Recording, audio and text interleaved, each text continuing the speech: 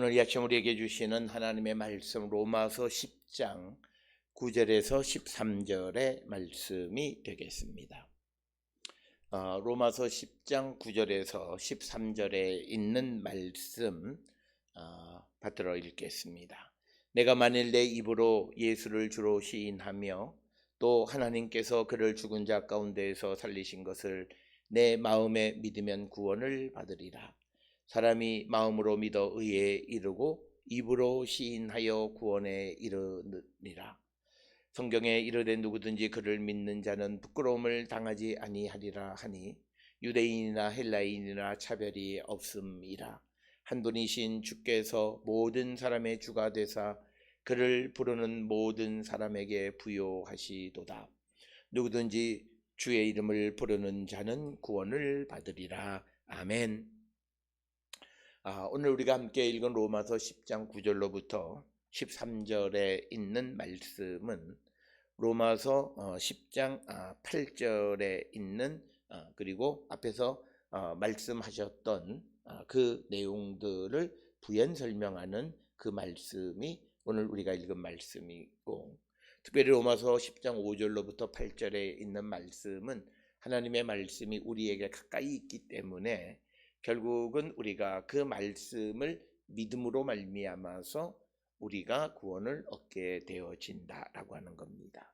그래서 8절에 그러면 무엇을 말하느냐? 말씀이 내게 가까워 내 입에 있으며 내 마음에 있다 하였으니 곧 우리가 전파하는 믿음의 말씀이라. 그래서 말씀이 우리 안에 마음에 있고 입에 있다라고 하는 이 마음과 입이라고 하는 이 두 단어가 8절의 두 단어가 오늘 우리가 읽은 말씀의 이 9절로부터 13절까지에서 이제 마음으로 믿고 입으로 시인한다라고 하는 것과 밀접한 관련이 있는 그런 말씀이 되겠습니다. 따라서 오늘 주시는 이 말씀의 중심적인 주제는 특히 무엇을 믿느냐라고 하는 것을 9절 10절에서 말씀하기를 예수를 주로 시인하고, 그리고 또 하나는 하나님께서 예수를 죽은 자 가운데에서 살리신 것을 내 마음으로 믿으면 하는 겁니다. 오늘 주시는 본문 9절에서 나타나는 단어는 두 가지 단어가 있습니다. 하나는 입과 마음이다 라고 하는 것입니다. 그래서 마음으로 믿고 입으로 시인하는 것의 내용은 예수가 주님이시고, 그리고 그 예수님은 하나님께서 죽은 자 가운데서 살리신 부활하신 분이시다. 그래서 오늘 이 말씀의 중심적인 주제는 부활하신 주님 예수를 주로 믿고 시인하는 자가 구원을 얻을 것이다 라고 하는 것을 우리에게 가르쳐주는 말씀이 되겠습니다. 특별히 오늘 주시는 이 본문의 말씀 9절과 10절에서 보면 입으로 시인하는 것과 마음으로 믿는 것은 동일한 겁니다. 우리는 흔히 말할 때 내 마음과 입이 다르게, 그걸 성경에서는 위선이다 이렇게 이야기합니다. 그리고 그것은 우리가 흔히 말하는 내 마음의 생각은 그것이 아닌데 행동이나 말이 다르게 나오는 것은 믿음의 세계에서는 있을 수 없는 일이고, 그것은 유대인들이나 하는 그것이 바로 위선이다라고 하는 겁니다. 겉으로 나타나는 것과 속이 다른 건데 성경이 우리에게 가르쳐주는 것은 속과 겉이 같아야 된다라고 하는 것입니다. 우리가 잘 아는 마태복음 15장에 보게 되면 예수께서는 사람의 속에 있는 더러운 것이 입으로 나타난다라고 하는 거예요. 그러면 그 사람에게 겉으로 드러나는 것은 곧 그 사람의 마음 속에 있는 것이다. 오늘 주시는 이 본문에서 마음으로 믿는다라고 하는 것은 우리가 어떤 심리학적인 그런 개념으로서의 마음이 아니라 성경에서 등장하는 마음이라고 하는 그 사람 전체를 얘기하는 겁니다. 그 사람의 전인적인 그 사람이 그 말씀을 믿고 또 예수를 주로 시인하고 그 사람의 전 인격이 예수를 주로 시인하는 거예요. 그러니까 그는 말로만 예수를 내 구주다라고 하는 것이 아니라 정말 그 예수님을 주님으로 시인하고 따르는 삶을 살아가는 겁니다.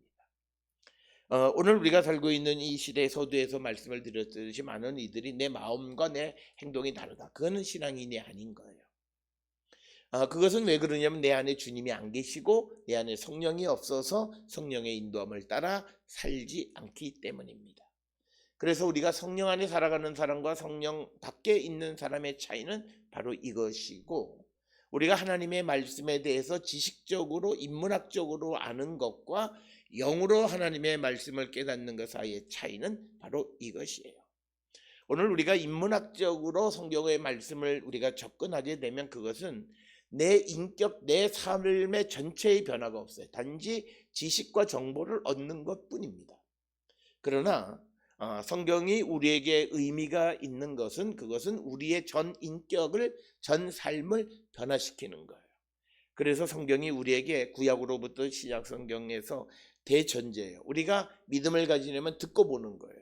그래서 우리가 눈으로 보고 그 다음에 귀로 듣고, 그래서 예수께서 두 가지를 다 행하셨죠. 우리에게 이적을 베푸신 것은 눈으로 보여주신 거고, 그 다음에 예수께서 비유나 여러 말씀을 통해서 말씀하신 귀로 듣게 하신 거예요. 그래서 눈으로 보고 귀로 듣는 거예요. 그렇기 때문에 우리의 귀와 눈이 정상적이어야만 한다라고 하는 것.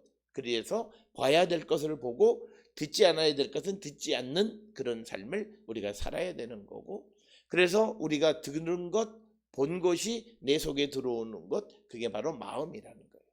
그래서 마음으로 믿는다라고 하는 것은 그 전해진 말씀, 내가 본 것. 그래서 우리가 주로 보여지는 것을 통해서는 예수의 또는 하나님의 능력에 대한 것을 우리가 보게 되고, 그 다음에 듣는 것은 하나님의 존재적인 측면에서 많은 것. 물론 우리가 보는 것을 통해서도 존재를 알 수 있지만 그러나 듣는 것이 더 많다라고 하는 거죠. 오늘 우리가 살고 있는 이 시대에 들음을 통해서 하나님 계시고 예수 그리스도의 존재를 우리가 믿는 거죠. 그래서 우리가 이 눈으로 보고 귀로 듣는 것. 그래서 인간의 오감 가운데서 5가지 기관이 중요한데, 그 중에 첫 번째가 우리에게 하나님에 관해서 우리에게 보여주고 들려주는 것이 눈과 귀다는 거죠. 그래서 그것이 내 속에 들어와서 내가 믿게 되어지는 겁니다. 그것이 마음이라는 것이에요. 그래서 이 마음이라는 것이 오늘날 우리가 심리학적으로 얘기하는 감성적인 그런 측면이 아니라 내 삶 전체, 내 인격 전체가 그것을 믿는 거예요. 그래서 오늘 주시는 본문에 보면 마음으로 믿는 것과 입으로 시인하는 것은 같은 거예요.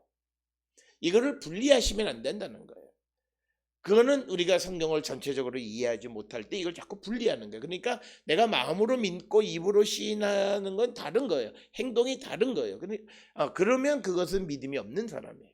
오늘 우리가 살고 있는 이 세상에 수없이 많은 사람들에 대해서 우리가 소위 우리의 하나님에 대한 전달 체계가 있어요. 그거는 눈과 귀로 듣고 보고, 그것이 내 마음 속에서 내가 그것을 믿으면 내 인격 전체가 변하는데, 내 마음에는 주님이 계시고 성령이 계시는 거예요. 그러면 내가 성령 안에서 내가 듣고 본 것을 내가 믿는 거예요. 그래서 우리가 하나님의 말씀에 성령 안에서 그 말씀을 깨달아야 된다라고 하는 것을 말씀드리는 거예요. 그래서 그 말씀으로 내 삶이 변화된 거예요. 그 가장 중요한 것은 육신을 위한 삶을 살지 않는 것이다. 오늘날 우리가 인문학을 잘못 이해하면 인문학은 정신문화를 더 생각하는 거예요. 사람들이 먹고 마시고 즐기고 하는 그것에서 어떤 한계를 느끼고 그것보다 더 고차원적인 것을 추구하는 것이 인문학이에요. 그것이 우리 어떤 예술이나 음악이나 문학이나 이런 것들을 추구하는 것이지, 오늘날 같이 감각적인 육신을 추구하는 것이 인문학이 아니다는 거예요. 그 포인트를 우리가 분명하게 기억을 하셔야 되는 것이다 라고 하는 겁니다. 그래서 내가 믿어요. 그러면 믿음이 그대로 입으로 나오는 거예요. 그게 시인이에요. 그래서 10절에 마음으로 믿어서 의에 이르고 입으로 시인하여 구원에 이른다. 그래서 마음으로 믿는 것과 입으로 시인하는 것이 똑같아요. 왜? 의와 구원은 같은 거예요. 하나님의 의, 하나님의 구원은 같은 거예요. 소위 이것을 동의적 평행법이라고 이야기하는 거예요. 그래서 오늘 주시는 본문에서 바울이 9절, 10절에서 강조하는 것은 우리의 전 인격이 그것이 예수님을 주로 시인하고, 그리고 그 예수를 하나님께서 죽은 자 가운데에서 살리셨다라고 하는 것을 내가 믿고 시인하는 자가 되면 그는 구원을 받는다라고 하는 거죠. 그러면 이것은 뭐냐면 우리의 삶이 예수의 가르침에 의한 삶이 되어지는 거예요. 이 변화는 내가 결단해서 되어지는 것이 아니에요. 성령께서 나를 변화시키시는 거예요. 오늘 우리가 세상을 살아가는 데 있어서 우리가 또 하나 잊어버리면 안 되는 것은 우리가 구약이나 신약에서 인간은 하나님에 의해서 움직여지는, 사역되어지는 거예요. 하나님이 우리를 어떻게 시키시면 우리가 그걸 하는 거예요. 이것이 구약과 신약 성경에서 굉장히 중요한 그런 어떤 거예요. 그래서 우리가 성경에서는 자동사라고 하는 것은 잘 없어요. 우리가 하나님께 대해서 또는 하나님이 우리에게 무엇을 주셔서 우리가 자동사가, 그런데 오늘 우리가 살고 있는 이 시대에 인간은 모든 것을 내가 하려고 하는 자동사, 그래서 그것이 바로 내가 주체가 되는 삶을 살아가는 거예요. 그런데 성경이 우리에게 가르쳐주는 건 내가 주체가 아닌 거예요. 하나님이 주체이고 하나님에 의해서 우리는 시켜지는 그런 역격으로 살아가는 거예요. 이것을 우리가 분명하게 그러니까 성경의 언어가 가지고 있는 구조는 바로 이거예요. 이거를 무시하고 우리가 성경을 이해하면 성경의 가르침을 우리가 잘못 오해하게 되어진다라고 하는 겁니다. 따라서 오늘 주시는 본문에서 9절 10절에서 우리가 마음으로 믿고 입으로 시인하는 것은 같은 것으로서 그 도달하는 목적이 의와 구원이라고 하는 같은 것에 이르게 되는데, 우리가 믿고 우리가 시인하는 것은 무엇이냐? 예수를 주로 시인하고 그리고 하나님께서 그를 죽은 자 가운데서 살리신 것을 우리가 믿는 겁니다.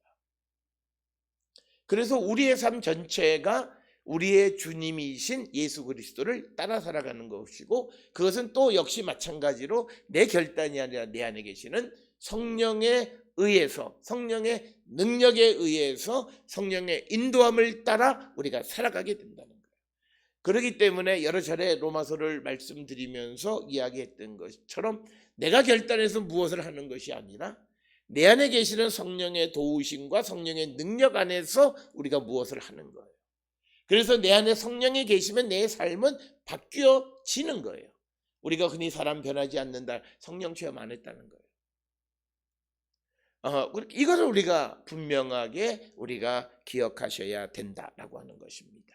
그래서 오늘 주시는 이 본문의 말씀은 말씀이 우리 마음에 있다라고 하는 거예요. 이 마음에 있다라고 하는 것은 뭐냐면 내게 가까이 있다라고 하는 거예요. 5절로부터 9절에 가까이 있는 그 말씀을 믿으라고 하는 거예요. 그래서 우리가 지난 시간에 오해하지 말라고 하면서 말씀드렸던 것이 뭐냐면, 믿음의 의는 율법의 의를 완성시켜요. 말씀이 내게 가까이 있어서 그 말씀대로 살아감으로 내가 믿음의 의 가운데 있으면 내가 자연스럽게 율법의 의도 이루어진다는 거예요. 이게 믿음의 의가 있으면 율법이 아니에요. 그래서 바울이 강조하는 것은 율법의 의도 믿음의 의를 통해서 이루어진다는 거예요. 예수 그리스도 안에 있는 사람들이 말씀대로 살아간다는 거예요. 이걸 놓치시면 안 됩니다.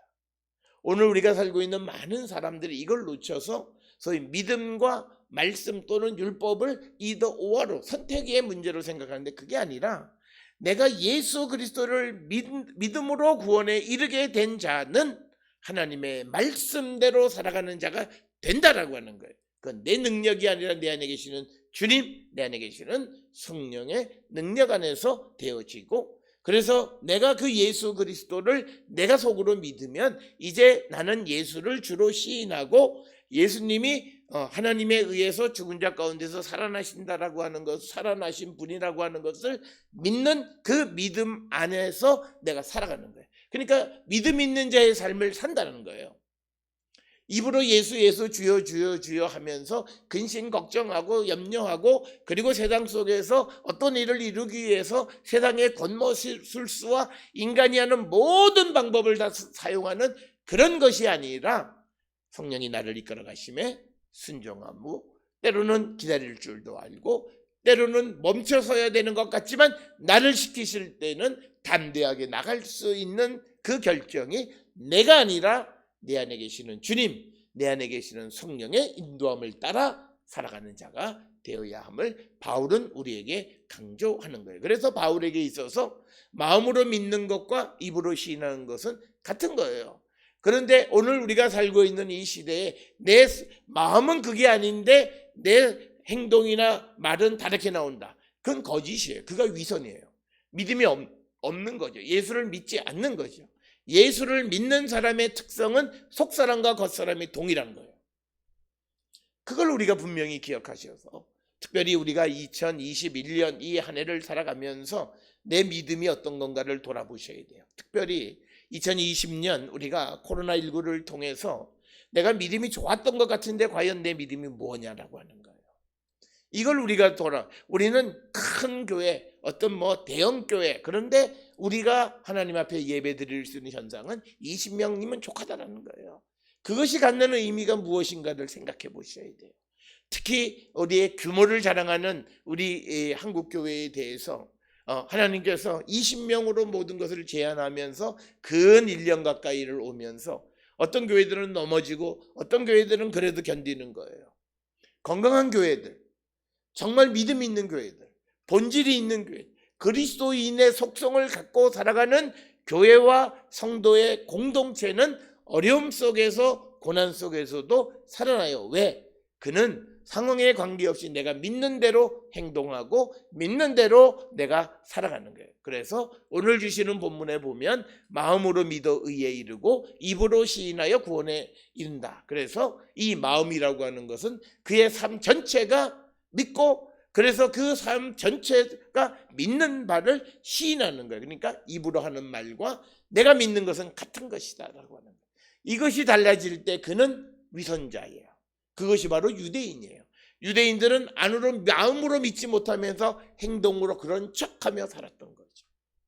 그래서 오늘 주시는 9절 10절에 있는 말씀을 통해서 우리가 예수를 주로 시인하고 또 이 예수님을 하나님께서 죽은 자 가운데서 살리고, 그래서 이것을 결합하면 부활하신 주님을 내 주로 시인하며 살아가는 자들, 부활하신 주님을 나의 주님으로 고백하며 믿고 살아가는 사람들.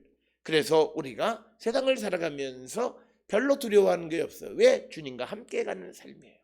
고난이 와도 또 어떤 일이 잘 돼도 그렇게 움직이고 흔들리는 그런 삶을 살아가지 않는 자가 되어, 그래서 환경에 변화받지 않는 자가 되어야 한다라고 하는 거예요. 그래서 오늘 주시는 9절과 10절에서 강조하는 것은 마음이 말씀이 내 마음속에 있으면 그 말씀을 믿으면 우리가 의에 이르게 되어지고, 그리고 또 나는 율법의 요구를 이루는 자가 되어진다. 그래서 로마서 8장 4절에 영 안에 있는 사람들은 율법의 요구를 이루며 살아가는 거예요.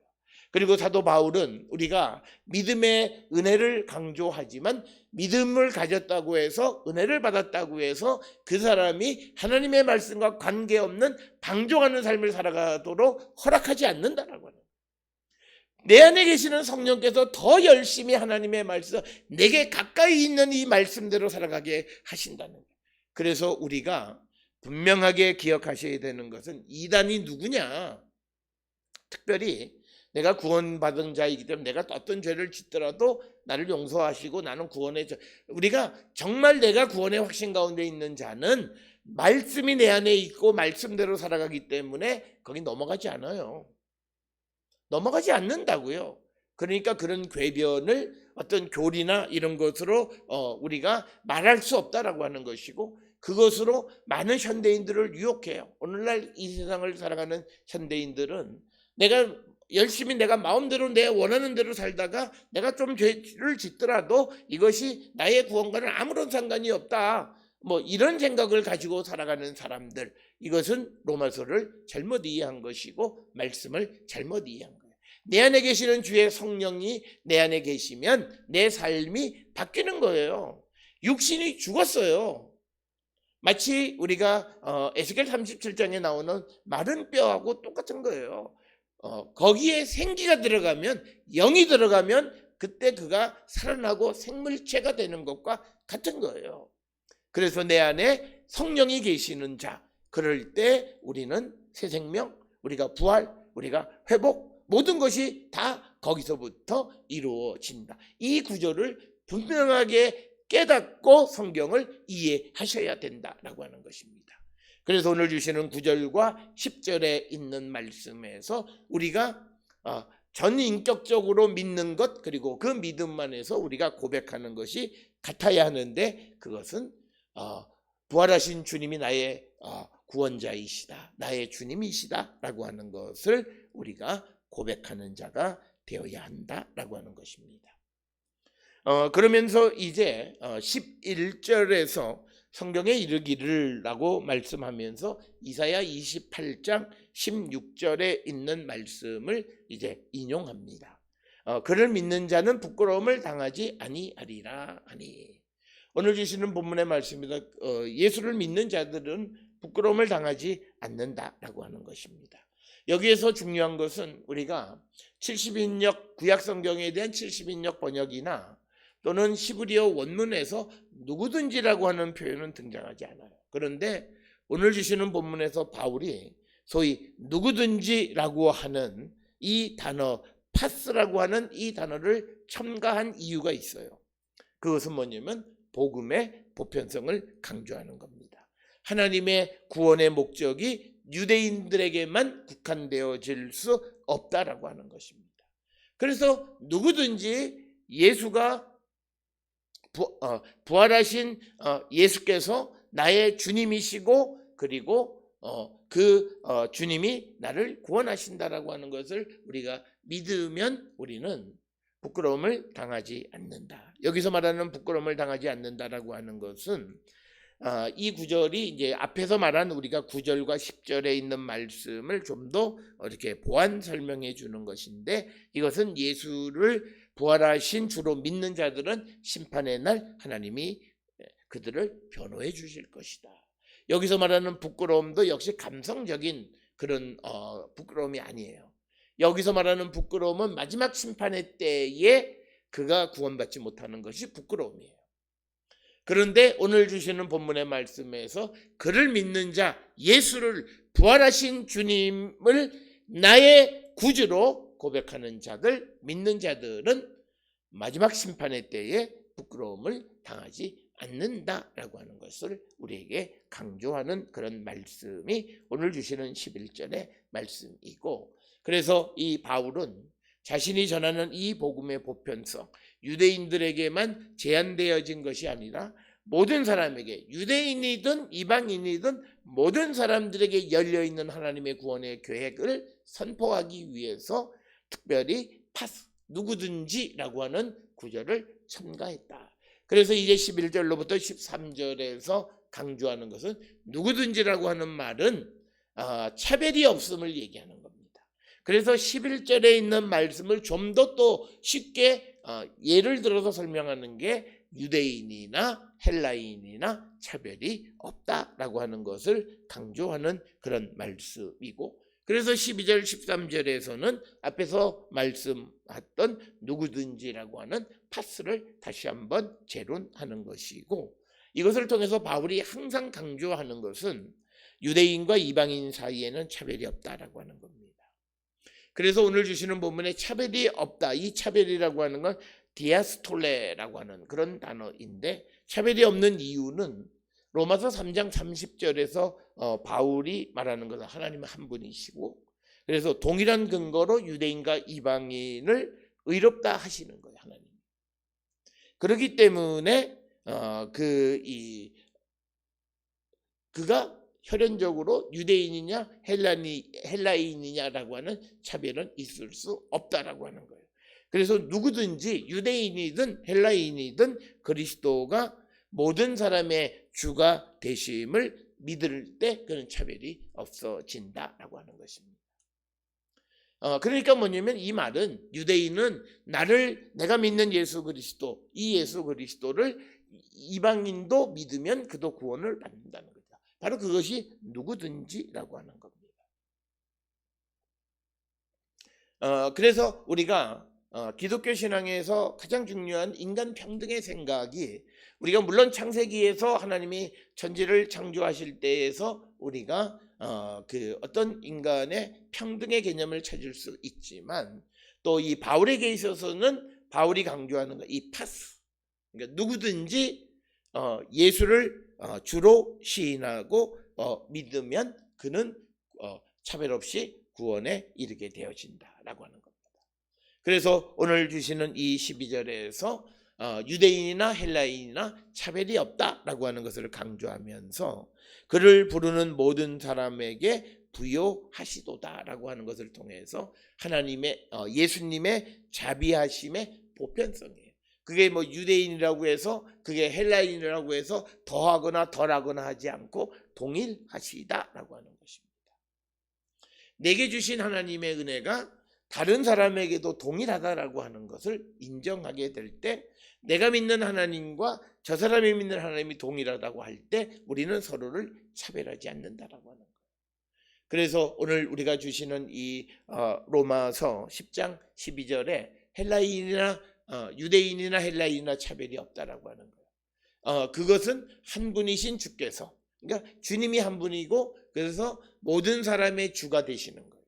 그러니까 누구든지 예수를 부활하신 주님을 그리스도로 고백하는 사람들을 부요하게 하셨다라고 하는 것입니다.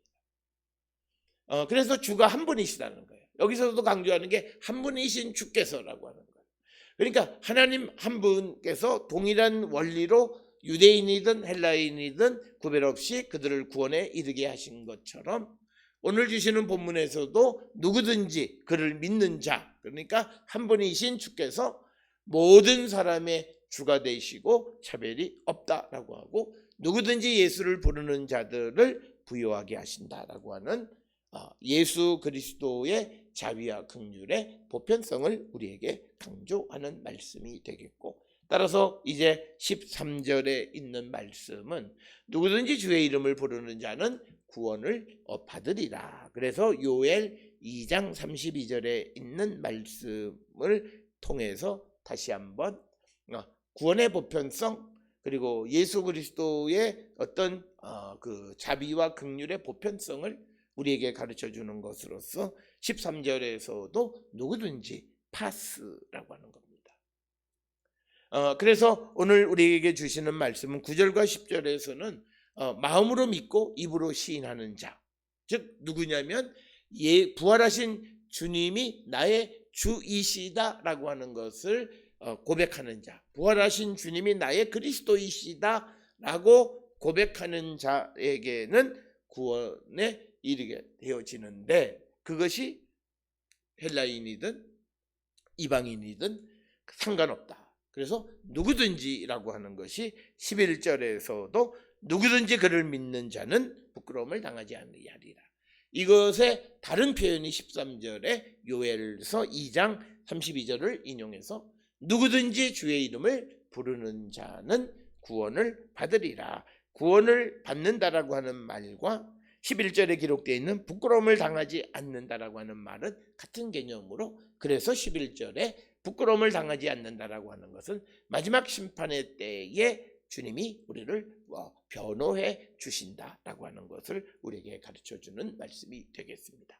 따라서 오늘 주시는 우리가 이 9절로부터 13절에 있는 말씀은 아주 단순한 말씀이지만 그러나 오늘 주시는 13절에 있는 누구든지 주의 이름을 부르는 자는 구원을 받으리라. 그리고 주의 이름을 부르는 자라고 하는 것은 마음으로 믿고 입으로 시인하는 자들이다 라고 하는 것입니다. 그래서 우리가 주여 주여 주여 입으로 부르는 것은 이미 내 마음속에 믿는 거예요. 그래서 오늘 주의 이름을 부른다라고 하는 것은 이미 그가 예수 부활하신 주님을 나의 그리스도로 고백하고 마음으로 믿고 그 전 삶이 그런 고백 속에 살아가는 자들, 그들이 구원을 받으리라 라고 말씀하시는 겁니다.